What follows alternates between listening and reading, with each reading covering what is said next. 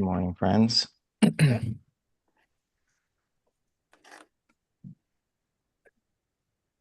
We're just another minute to arrive. Hope everyone had a Merry Christmas or Happy Hanukkah.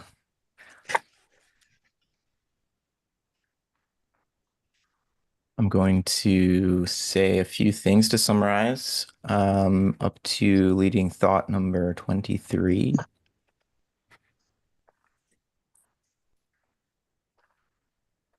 Begins with the section titled The Michael Christ Experience of Man.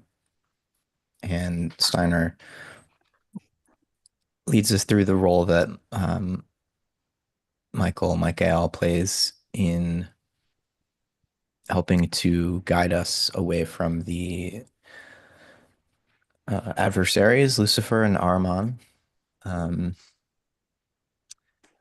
he begins this section by talking about our relationship to the natural world. We've reached a phase of cosmic evolution when the natural world that we see around us is what he calls the accomplished work of the gods. So it is a divine creation, but that work of creation is finished. And so, in some sense, the natural world around us um, is dead.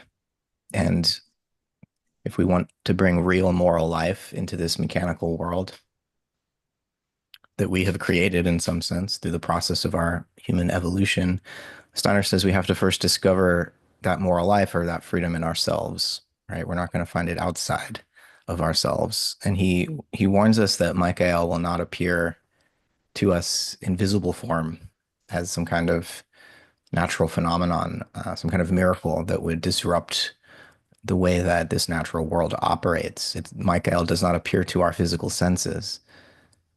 Michael hovers instead in this super sensible realm just adjacent to the physical. And Steiner seems to indicate this is because, Michael will not mislead us through fantasy projections. We're not going to find moral guidance in the natural world around us. We really have to draw upon our own will. And Michael lives in that inner domain and not in the outer world.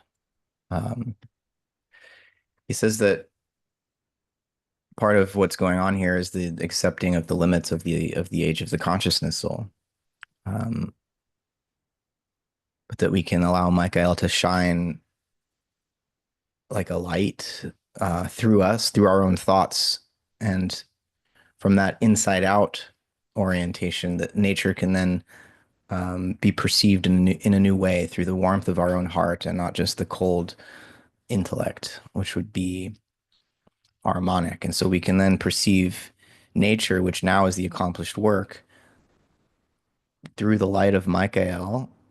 And so see nature as a product of this spiritual light and warmth that it originally flowed out of, even if now um, it has become mechanical.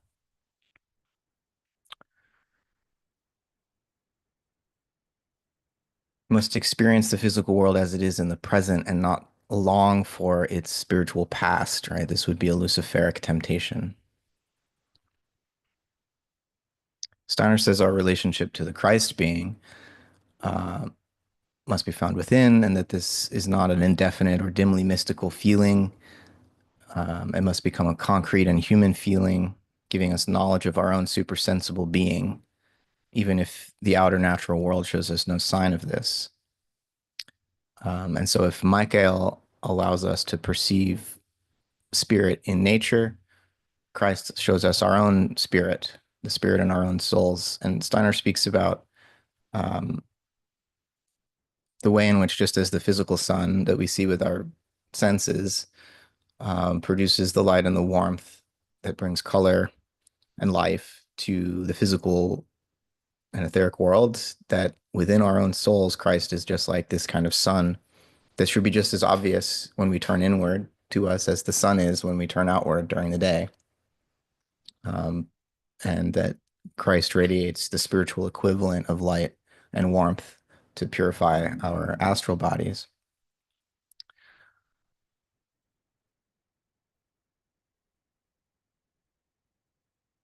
So if Lucifer is this temptation that draws us in thought and life into the past, Ahriman is this temptation that lures us into the future to rush ahead. Lucifer wants us to halt. Ahriman wants us to rush ahead. We need to stay in the present.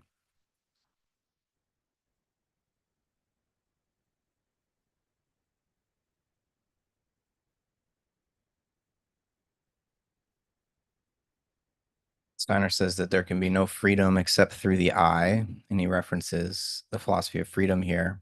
Um, and that this discovery of freedom, as he lays out in that text, does not require joining forces with any spiritual beings, but it does prepare the way to join forces with spiritual beings. And at this point, there can be no freedom for human beings except through our own I, with, as he puts it, the astral body vibrating in harmony so that it can transmit the free deeds, the free thoughts through our etheric and physical bodies to become free deeds.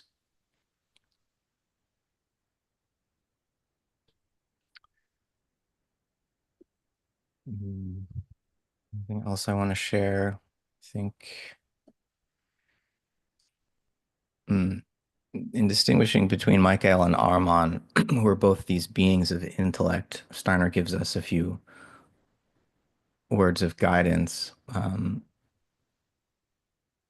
Michael is a servant of spirit, while Armon is severed, has severed himself from the stream of evolution and exists in a world of space with the physical human being through a kind of intellectuality that is cold, freezing, soulless, and operates through a logic that speaks for itself, devoid of love. So it's a selfish love. Michael, rather than being in space, is a being of time who bears the light of the cosmos. Armon wants to turn time into space and has darkness around him, and it's into that darkness that he rays his own light. Right? So Michael is a being who is the servant of the light of spirit. Armon wants to possess that light for himself. So pure love for the action is a Michaelic form of freedom, whereas this feeling of pride and of manifesting ourselves in an action would be an harmonic form of pseudo freedom.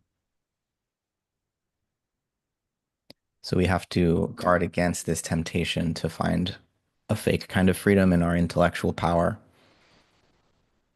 and instead connect with this selfless form of Michaelic intellect that flows from the heart, not getting us closed into our own heads. And finally, the last leading thought I'll share, Steiner talks about the importance of avoiding a kind of undefined, vague spirituality, kind of pantheistic understanding, and really thinks we have to come into relationship to the spiritual hierarchies and recognize that the cosmos is made of beings and their relations and their deeds. That is not kind of impersonal process of evolution. The evolution proceeds through the deeds of spiritual beings, including us.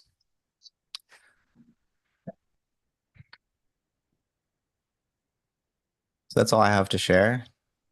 I invite anyone to join in, share any reflections that came to you during this reading or any other sessions if you want to revisit ideas we've discussed in past sessions.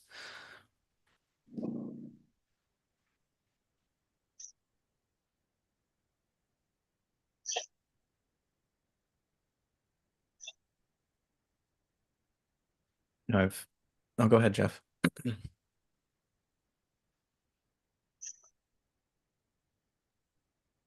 Good morning. Thank you, Matt. I always enjoy your summaries. You have such a nice way of putting things and encapsulating things, which is especially useful. I'm kind of still in a consolidating phase with this book. kind of the cake is half baked, so it's you're helping the cake to bake more. Um, the one thing I want to share is really struck me, and it kind of takes me back to parts of outline of esoteric science that we had gone through previously. And it's very specifically, I'm pulling aphorisms number 119 and 120. And 119, he essentially says, um, there's this whole section. He's talking about out of freedom, we suppress the content of the physical, like we're drawing that freedom from our spiritual ego. But in 119, he says, where there's an unfree action, the cosmically predetermined character of man is expressed. Now, as I say, that links me back to Outline of Esoteric Science, and he talks a lot in that book about the development of the human being and the transformation, of our lower bodies up into our higher bodies, and there's a lot of detail, of course, but this whole word of character is a big bridge for me to go, into medicine, into Heilkunst, into Reichsorgonomy.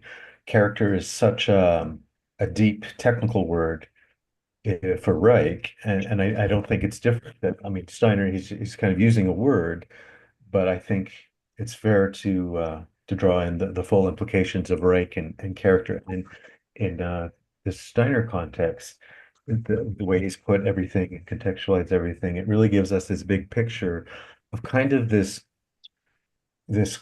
uh the great tendency we have to unfreedom through Ahriman, through Lucifer, through other challenges we have, where the character, as he said, that where we have this unfree action, where we're expressing our character. And then in the next aphorism, number 120, he essentially says, he kind of contrasts that, man on a forward evolutionary path comes into contact with his spirit character as determined by Michael and Christ. So yeah, that is just incredibly rich to me.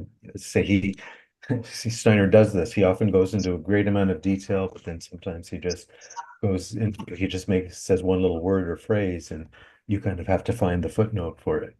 But yeah, let's say this is incredibly rich to me. It's this difference between this unfree character versus this true spirit, our true what we're truly engaged with. Actually, Matt, as you said, all spirit beings are part of this evolutionary process. Well, this is what we're involved with individually, is freeing ourselves of our the old character structure that we inherited cosmically, and more be finding our way to reveal our true spirit nature. So I'd say that's kind of a whole topic. We can link back to Outline of Esoteric Science and link to medicine in my world. But anyways, I just wanted to bring that in. It's kind of a very powerful little word he dropped there. Yeah, thank you, Jeff. Um, I think just briefly about the popularity of even though, most intellectuals, academics dismiss astrology, it's quite popular nowadays, and it's this way, I think, of people want to see themselves, see their own character reflected in the universe. And I think there are some ways in which astrological practice can still be um, nourishing for spiritual development and evolution, but there are other ways where it can become a way of allowing our character to be given to us by the cosmos instead of exercising our freedom in shaping that. And I feel like that's what Steiner is speaking of here. And for a lot of people who engage in astrology in a more popular type of superficial way, it ends up floating on the surface of a sort of vague pantheistic spirituality that Steiner was warning against in some later um, leading thoughts. And again, it's not that we would, or that I think we should just dismiss this astrological relationship, but it seems like so much of what he's describing in these leading thoughts, this last session, is how we need to accept the the way in which evolution has cut us off from that type of cosmic relationship, and that we need to rediscover that from within through our own freedom rather than having it given to us. So yeah, just occurred to me with the thoughts that you were highlighting there. Rosemary, please. Thanks, Jeff, for pointing that out. Wilhelm Reich's sense of being encased, or I forget the exact vocabulary, but that's a good way of describing that, cosmically unfree.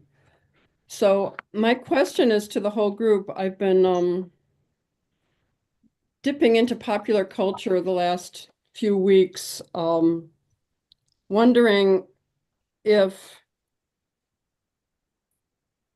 the Christmas season is transmitting spirit warmth. In the end of this last letter, Steiner says, in the spirit warmth, man will feel the impulse which so carries him over into this cosmic future that in this future he will be able to remain true to the original gifts of divine spiritual beings, albeit he has evolved in their worlds to free individuality. Even something as simple, or let's not say simple, artistically, the Frank Capra's movie, It's a Wonderful Life. This is like a classic fairy tale about divine intervention. And it's, the cold of the despair. Then the angel comes in, and the main character is gradually filled with warmth. And then the final scene is, the celebration of spiritual warmth. And also the Christmas carols. Oh, holy night, joy to the world, hark the herald angels sing. These are there everywhere. Even something like A Christmas Carol, which came about, in the middle of the 19th century, spiritual intervention going from the cold to the warmth through spiritual intervention.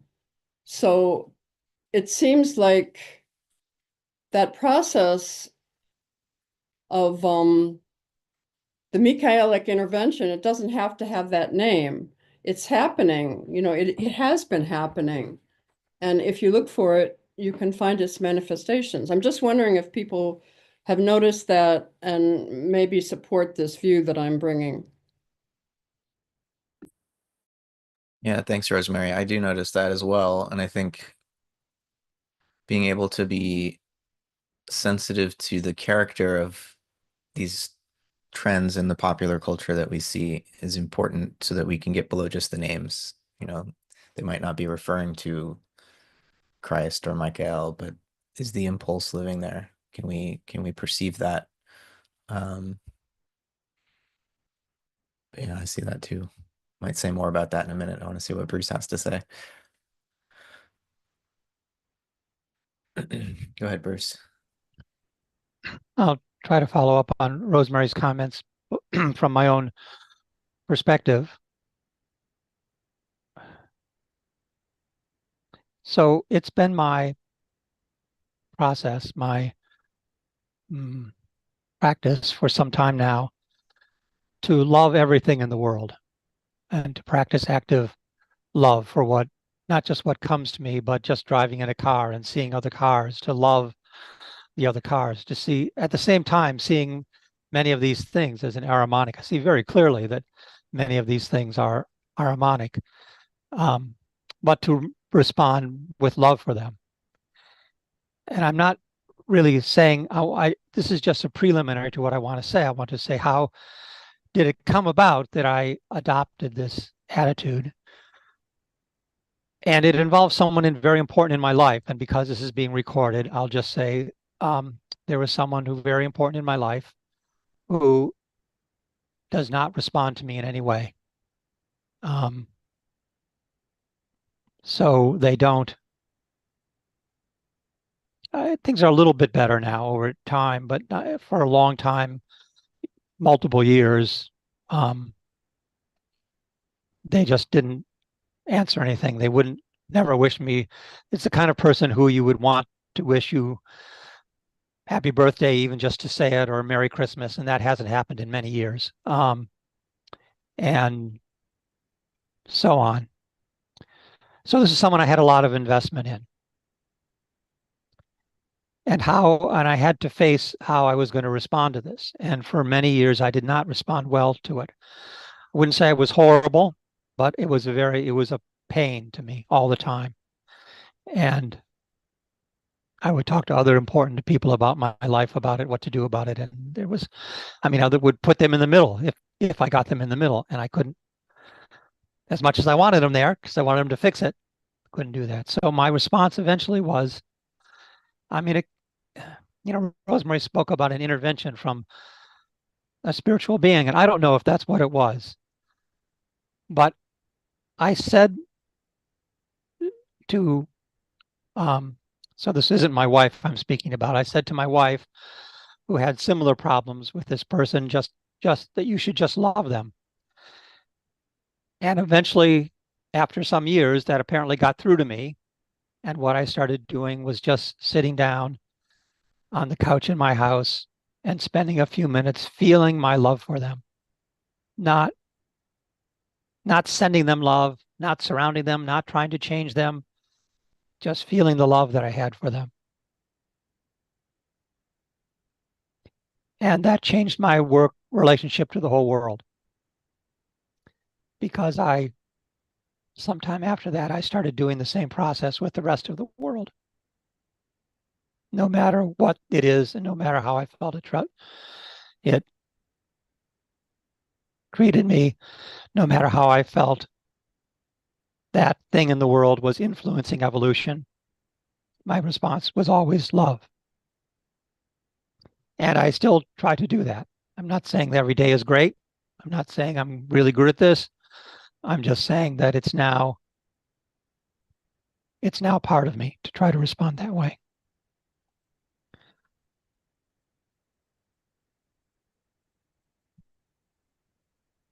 I think I will leave it at that. Thank you. Thanks for sharing that, Bruce. Yeah, such a lesson. Was it, I think it was Rilke who said loving another person is the hardest thing in the world, or was maybe that was Iris Murdoch, actually. I think they both said similar things. We all know how true that can be, especially, when it's a love that is not reciprocated, at least not in any obviously apparent way in this life. Um, I think sometimes keeping multiple lifetimes in mind can help in these situations, as what's not apparently given now might be given or have been given before. But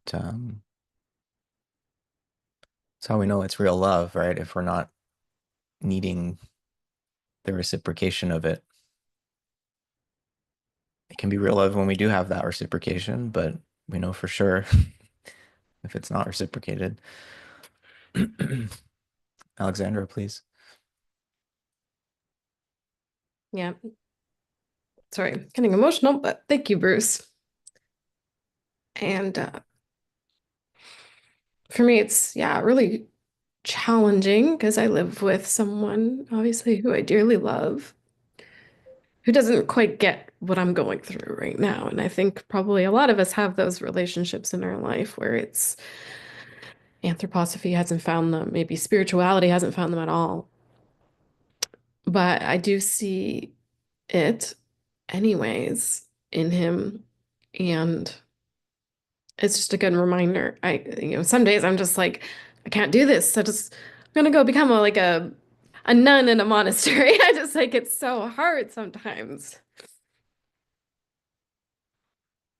But I have to agree with Rosemary as a mom of 3 children and a husband who's not quite accepting of the divine and the spiritual aspects of the world, that the Christmas carols have been such a gift this season for me.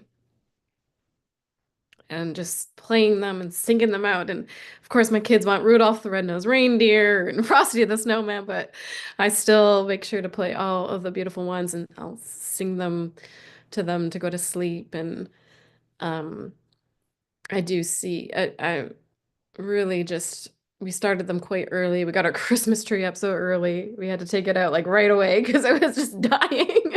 So, with so many spruce needles everywhere. We get our tree off our land. It's like our favorite thing to do. And yeah, this time of year is such a gift for bringing that into our family life. And now I'm on the clock to get ourselves packed for a trip back home for the first time in 2.5 years, where I'll actually be staying in the house where I grew up for a night and where my mom um, slowly lost her life to multiple sclerosis. So it's an intense time of year for many people, but I'm going to keep singing those Christmas carols and keep sitting with love in my heart. And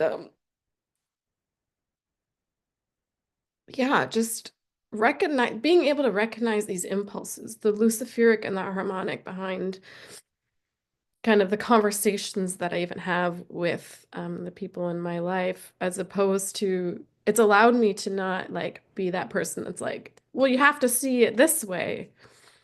It's like gives you a framework to approach conversations, so it's just through a listening and then a thoughtful response. It's turning into that anyways. And it's not me just like banging my head against the wall, being like, see the spirit in this, see that. You can't force it. Um, yeah, and I held out so much hope at the same time that through my own inner processing of everything of this and coming into greater balance through this kind of intense spiritual awakening, that my husband can kind of, obviously I'm talking about my husband, can kind of come around and see maybe this new form of Christianity that's brought forward by Steiner and anthroposophy isn't what he was raised in. Um and that it's, yeah, but it's real bad. Sometimes I feel like I'm literally battling Aramon in my house, not just in my soul, in my house. So all of this is really helpful and encouraging. And I don't know, I never really lose sight of the hope in it, even though who knows what's going to happen? Who knows, right? Like we have still a lot to face collectively in society as well as individuals, but these conversations are so helpful for me. So thank you. Yeah, thanks, Alexandra, for that. Yeah, and you and Bruce for sharing so personally about why this work is important to you. And, it makes me feel about how much I want anthroposophy to be a bridge that connects people and not another kind of religion or ideology that disconnects us. And that takes a lot of uh, trust in the realities that we're speaking to, and a lot of allowing others to have their freedom, because this can't be this isn't something imposed from the outside.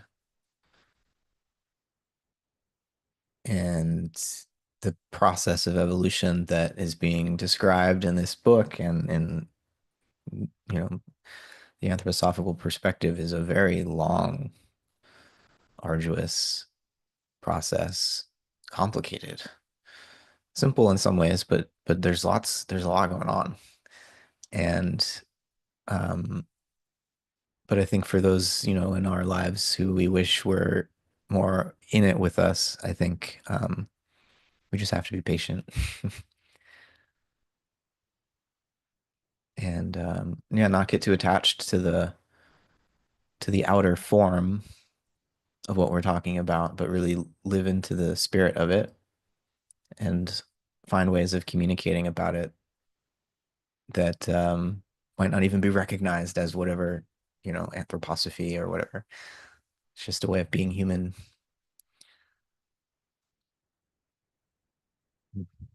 Jeff. Hi, folks. Sorry, joining late. We're traveling in Matt's neck of the woods. This is a really moving conversation, and I really appreciate the vulnerability and honesty with the same in in concert with this intellectual integrity.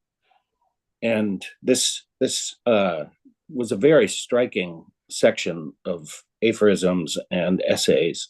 And in this respect, it seems to me what I thought of early on, and what I keep coming back to, is in reading Steiner's Individualism and Philosophy, he talks about the way in which, when we're oriented to our individual natures, we tend to project religious largesse out of our personal life, and that's we sort of claim their spiritual worlds, or we claim sort of some sort of totalitarian picture. And it seems to me, since Steiner's time and since Nietzsche's time, that and I'll get back to Nietzsche in a hot second,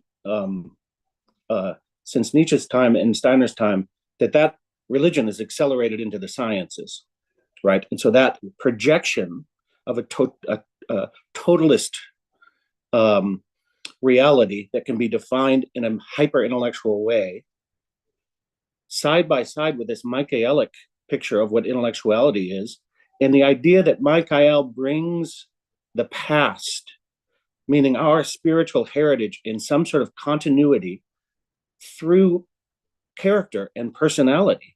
I mean, this realm of the angelic are the only ones that are named. The spirits of personality. There's a reason for this. I do believe there's a reason for this, why the Godhead was named as the Godhead becomes flesh. And what I thought about was what I really unlocked in this when I was first reading the first part of it, is that this is what Nietzsche was experiencing as the death of God, right? That our individualism, as meted out through rationalism, had become so transfixed, or was becoming so transfixed. This is where Nietzsche says it's the death of God, and there'll be so much blood in the streets that there'll be never enough.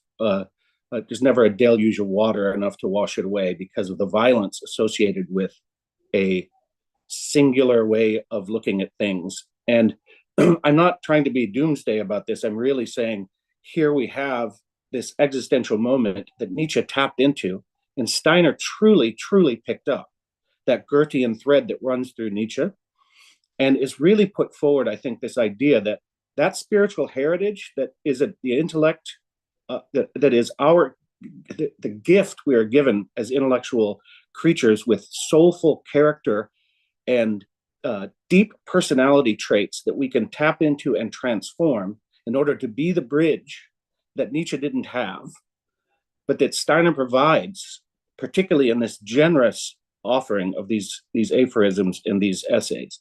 And I was struck by the hope, the very solemn nature of this task, but the hope that there is a continuity of our spiritual heritage that is not in the outside physical world, but we are meant to be engaged in that physical world in order to read the script that has been written and develop our own personalities such that they become part of this continuum. And that Michael is that gift, as the countenance of the Christ, as the archetypal personality that we can pick up and come into relationship with. And lastly, I just say that when he speaks about the Christ, he speaks about warmth. When he speaks about Michael, he speaks about light. And when he speaks about the Christ, he speaks about the future. And we can't have a future if we don't remember our past in a sort of spiritual continuity. And I think that's why this is so deeply personal for all of us and for me as well. At least that's one of the things that I've taken from this. Thank you very much.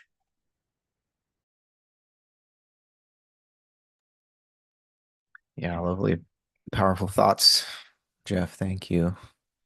Very well said. Um, hmm.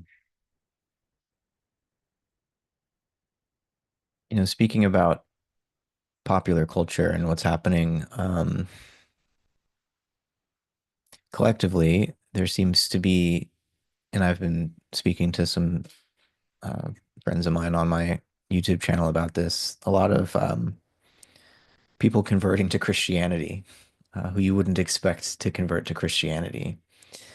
And some of that is, I mean, it's surprising. Um, I was seeing a clip just the other day of, I don't know if any of you know the comedian Duncan Trussell. He was on the Joe Rogan podcast, and he was talking about prayer. And after saying a few things, like admitting his embarrassment that he's about to admit, to trying to pray, that it became so real for him, and he rediscovered this relationship to the Christ being through prayer, and it felt quite genuine. Um, and I'm just imagining, that's a particular audience. How is this affecting people? What are they hearing? What are they seeing? Um, and I'm holding this phenomenon of these very unexpected conversions of people who may have even been, identified as like new atheists a few years ago. Now all of a sudden, what's happening here? Is this real? Is this a symptom of something else? Do we need to be wary of some deceptions here, be on guard, or is this something to be embraced? Yeah, I wonder what everyone thinks about this, if you've noticed it. James, please. Take it back fully through last week, Karsten bringing up. I came across something from Owen Barfield, this residual of unresolved positivism. And it made me really think about it when he's saying that RUP, residual of unresolved positivism, occurs when positivism, the position that there's an unbridgeable gulf between mental experience and the objective world, the outside world of nature, remains, in fact, a man's mind, even though he may have a philosophical theory rejected or resolved it. And he says basically, Barfield accuses people of succumbing to rubber like Jung, Whitehead, or T.R. Desjardins. I think we're captured in our own time, our own spirit of the time. Because I think it has to do with words, because when we go back into living in a material, we can philosophize about it, and we go back into this world of materialism, the times that we live, that these words kind of like we live into us, and it's hard to think of the spiritual, because he's talking about beings, and I know people are going to have problems having thinking of spiritual beings like, well, that's an energy, or it's this, and that's just a metaphor.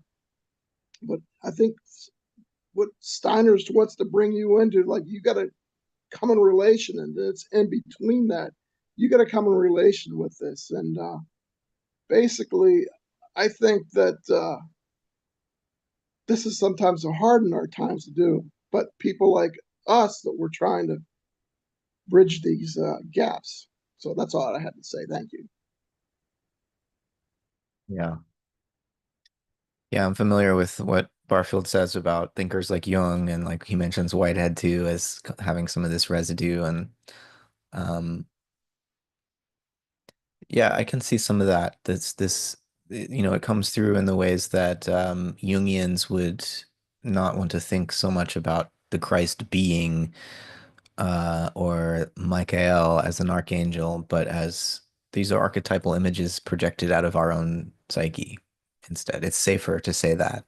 And at least it keeps the door open to the work that these beings can do, but it's also, um, yeah, there's something unresolved there that's blocking us from fully putting our skeptical intellect aside for a moment to open our hearts to a different type of reality. Um, yeah. Rosemary, please. The people who are turning to Christianity, it's interesting that many of them do have inexplicable awakenings and spiritual experiences, and that's what kind of cuts them short. And I appreciate that many of them have taken the time to describe how that happened, so it can lead the way for other people, not just brushing aside these psychic spiritual experiences as irrelevant and imaginary in the wrong way. But then there's this other trend that's warming, and Matt, you're a part of it. And the Ian McGilchrist conference, for example, I think that his work and all of it's like his journey, Ian McGilchrist's the matter with things, in a way, it's like a huge testimony to finding the warmth through life and through study and just coming to, and all of these things are open doors. How can I possibly close the door on the possibility that these beings exist? And like you said, Matt, the vocabulary might not be what we would like, but at least the door is open. They keep the door open to the possibility that an archetype might be a spiritual being. Right. Yeah. Um, Douglas, let's see if your audio comes through. Can you hear me? Yep. I was raised as a godless atheist for sure. My father is as much as you can be um, Arman, but he was still free. Second generation uh, captain of the rifle team at MIT, second generation MIT, captain of the rifle team there. The target eye when you're target shooting is the right eye or the left brain, very rational and very dominant. It's like the eye of Sauron peering out over the world.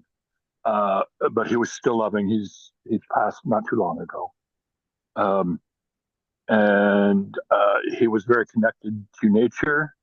He started his target shooting being raised by a hunter in a hunter tradition. He was president of a small chapter of the Sierra Club right around the time I was born. And it was prominent enough technically to not have to worry about the control, the social control freaks that would go with the Ahriman worldview. For me,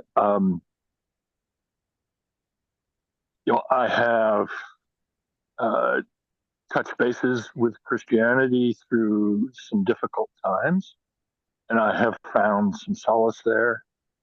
I have an understanding and a respect for those traditions, but I do not consider myself a Christian in any sense in the traditional fashion. Um, and in that regard, I'm really liking this course. I have a question in that regard, and I'm getting a good sense of how Steiner views Ahriman, but not so much the historical Luciferic. As a question to illustrate that point, um, was or perhaps want to expound on the Luciferic. Was Christ crucified by Ahriman or by Lucifer? And then lastly, I have a popular post where astrology crashes with science uh, Christmas party by a kind of nerdy artist that popular artist that you all ought to be on. I'll put that in the chat. L.A. Cordova, if you ever heard the name. Oh Very yeah. nerdy. Their astrology crashes Christmas party. But that's the question. Was it Lucifer who crucified Christ? And how so? Thank you. Yeah, that's a good question, Douglas. I mean, is this being of light that in some sense brought like the original revelation to humanity, the spiritual world. And um, it's much easier to see Armon as an embodiment of evil, whereas Lucifer just seems like mm, an inappropriate path for us to follow at this point in our evolution. But in and of itself, this Luciferic impulse is beautiful. Um, it's what's living in the arts, um, in our artistic expression. But it can pull us away from the tasks, the evolutionary tasks at hand. As far as who is responsible for crucifying Christ, I think, what Christ did was a free deed, so nobody did it to Christ. Um, but there were earlier phases of the evolutionary process, beings who fell and made that deed um, necessary. Lucifer fell, Armon fell, at earlier phases of evolution. Um, and Christ leaving the sun to fuse with the earth was an attempt to, preserve the human being's evolutionary process from the damage that would have been done by Lucifer and Armon's fall. Um, I don't know if anyone else wants to speak more to this question though than what I have shared. I'll let Bart chime in and then we can see who else wants to say something about that. Yeah, I just wanted to, on the topic of kind of people, kind of publicly uh, making the shift towards Christianity or converting to Christianity. It seems like that could be, kind of part of what is happening in the age of the consciousness soul now. And I get the sense, not that I know kind of everybody out there who is doing this conversion, but some of the people who I've kind of been following going through this online, I mean, it seems genuine for the most part to me. And also, I think it kind of makes sense if you think about it. You mentioned kind of this, the new atheist kind of mentality, or the new atheist kind of way of thinking. It seems like it just might be kind of like a natural step on that path. Like, if your picture of the world is kind of data layered upon data, layered upon data, eventually, eventually you run out of room. Eventually you hit the wall, and, the other side of that, or to kind of, get beyond the wall that you hit, by constructing your worldview out of kind of frozen data points is, well, maybe requires something imaginative. And I think it's possible that even people who are really kind of more in the, we'll call it the new atheist mindset, if you kind of start to see, if you start to allow for imagination to start to color in your world picture, then some of the things that you may have written off as, as, Christianity as like, a coping mechanism for people who weren't ready for science yet. You could like that, the whole kind of thing could invert for you, and you could start to see the reality behind all of it, in the pictures and the meaning. And yeah, also I just wanted to say to Rosemary, every year when I start to hear the Christmas carols, particularly the hymns, I always have a moment kind of as Christmas time starts to like settle on me, where I'm just like, the tears like well up, and I I just feel it. So thanks for bringing that up. Yeah, thanks, Bart. Jeff? I want to pick up on that, and also the popular culture and those who are converting. Jordan Hall comes to my mind as one of the major convincing figures who is a hardcore naturalist, I would say, who is deeply steeped in the technology of our time, and made his bank off of that. And I don't want to be a smartass here, but perhaps Ehrman is overshot here, right? Because now we're being presented with transhumanism, not just new atheism, right?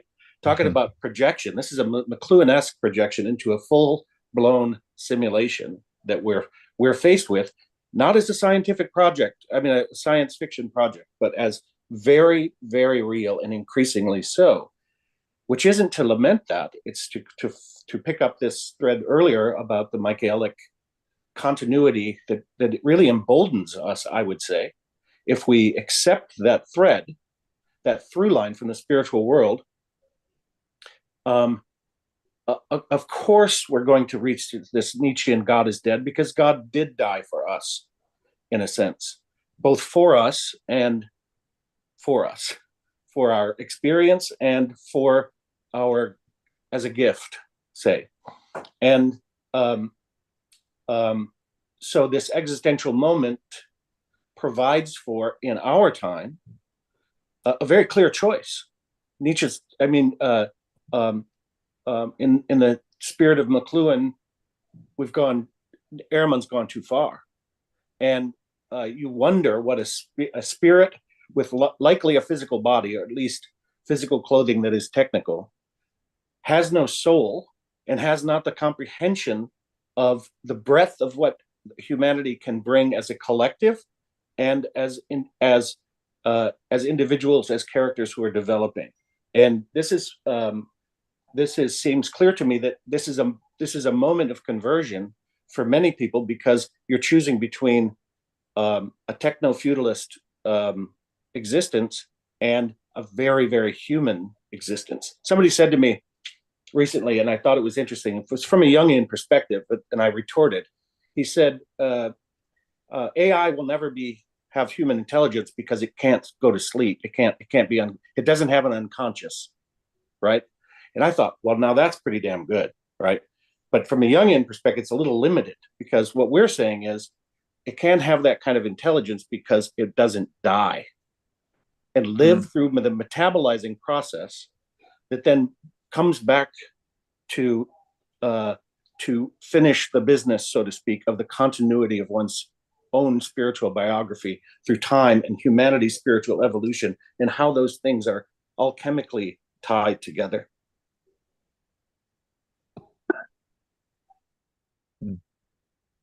Yeah, very well said, Jeff. I agree. There's Armon is in a rush to bring the future and probably overplayed a hand here.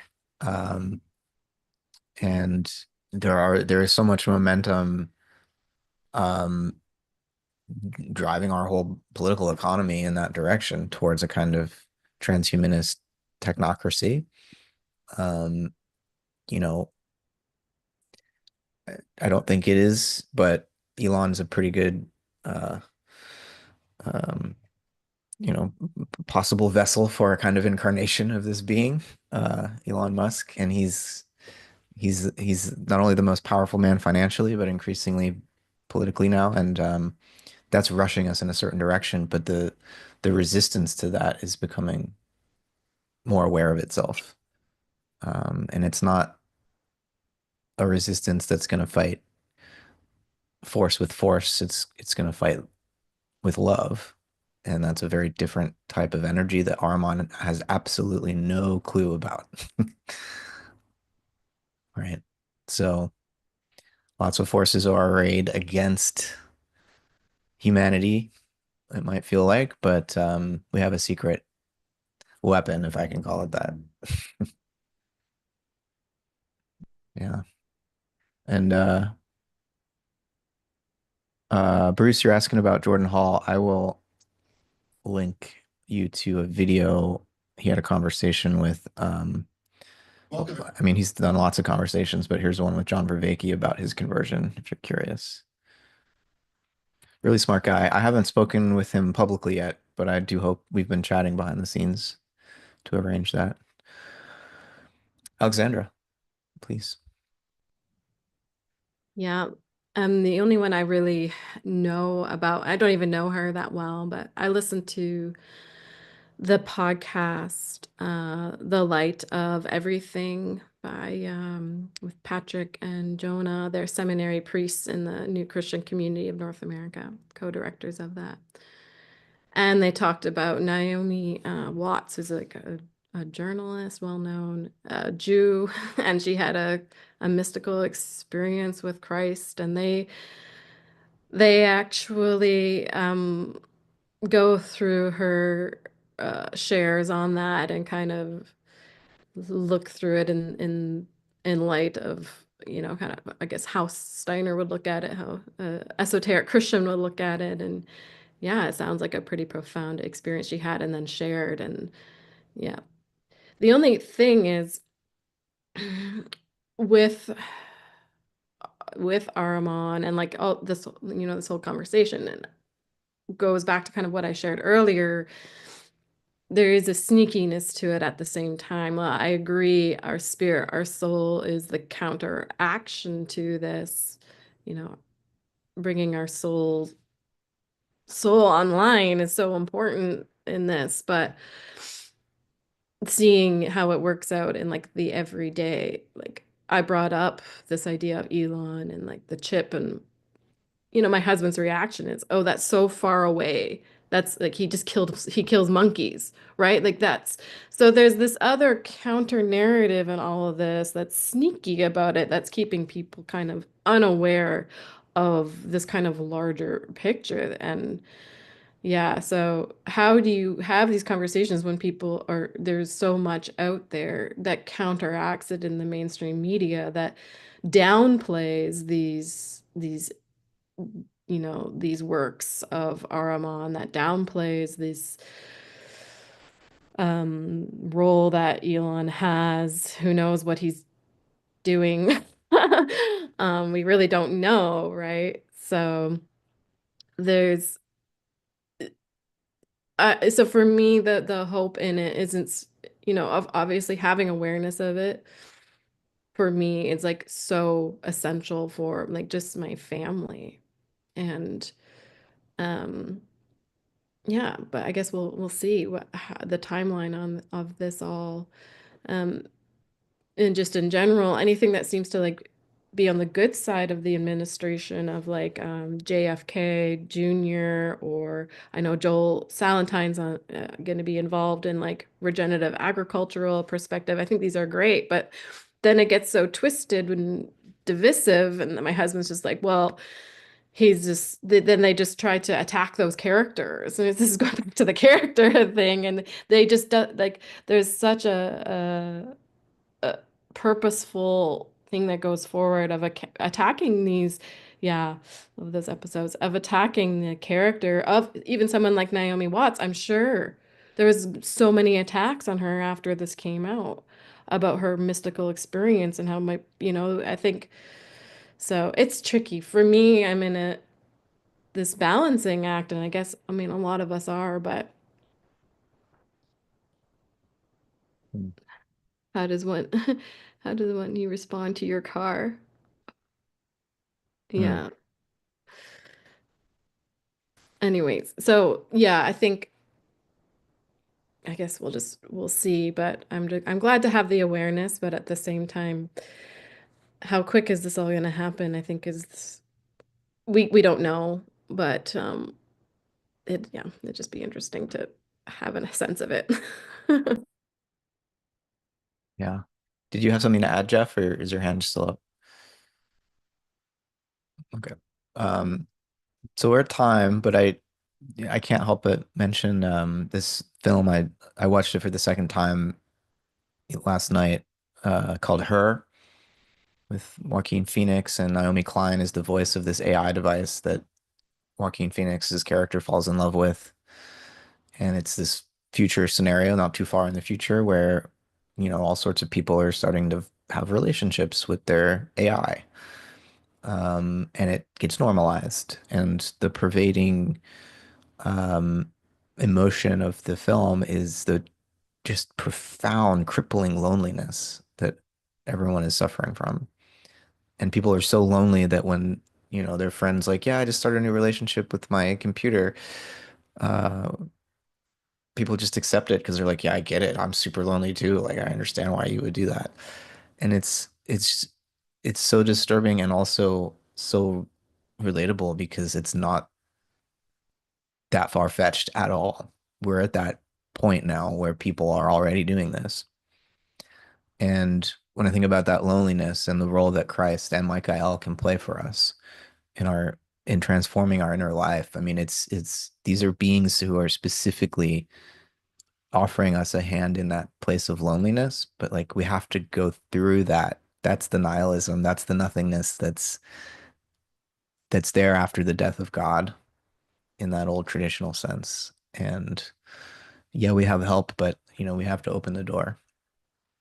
Um, but I just really feel that epidemic of loneliness in our culture right now, and makes me really grateful for this group and for all of you and the time and attention that you're bringing to this each week. So thank you. Um, and yeah, I wish you all a happy new year, and see you again in January for session Happy 6. Happy New Year, folks.